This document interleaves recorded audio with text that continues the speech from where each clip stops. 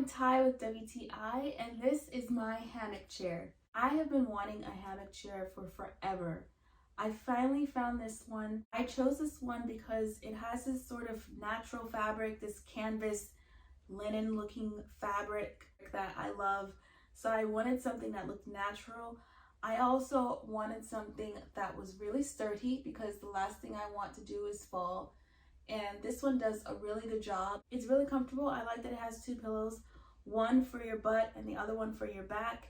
You can lean all the way back in it. You can turn sideways and lean on it. It's held both me and my husband. I love sitting here just watching the palm trees outside, reading a book, or journaling before I go to bed. I love sitting in this hammock. I had mine professionally installed because I know nothing about finding joints in the wall, so I left that to a professional. This is a beautiful hammock chair. I love it. And that's my point of view.